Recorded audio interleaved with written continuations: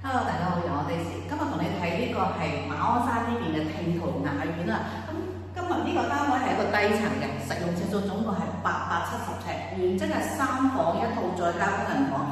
業主要改咗下嘅，即係轉頭我哋睇片啦。咁呢個屬於一個低層單位啦，3樓嚟嘅，不過景觀就非常之舒服㗎。我哋掟個鏡頭過嚟望下客廳呢個位置，哇咁闊㗎，就呢度有3.5米，即係差唔多10尺咁闊嘅。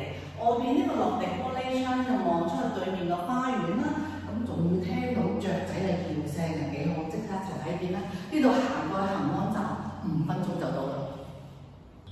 單位個門口入嚟少少走廊位，哇！一啲地方都冇晒。呢度可以做個鞋櫃啦，貼晒牆嘅。咁再左手邊呢個係廚房，我哋先睇先。咁啊，廚房就話有個 U 型嘅櫥櫃啦，咁啊幾好喎，窗都夠大嘅。嗱，你睇睇個廚房。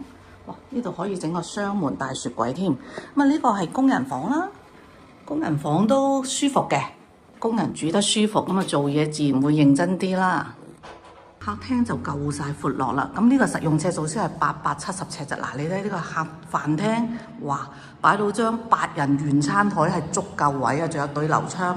咁呢個就係客廳位，哇，闊到〜咁啊，外邊嘅景觀咧，呢個係3樓嚟嘅。咁啊，下邊佢係平台花園，其實唔係平台花園。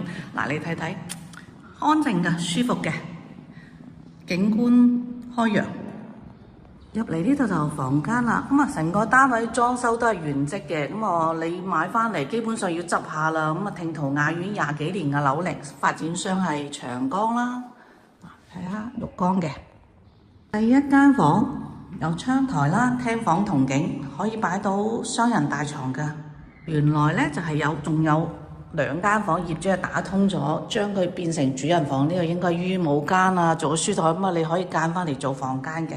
咁呢個係主人房嘅浴室，嗱都夠大㗎。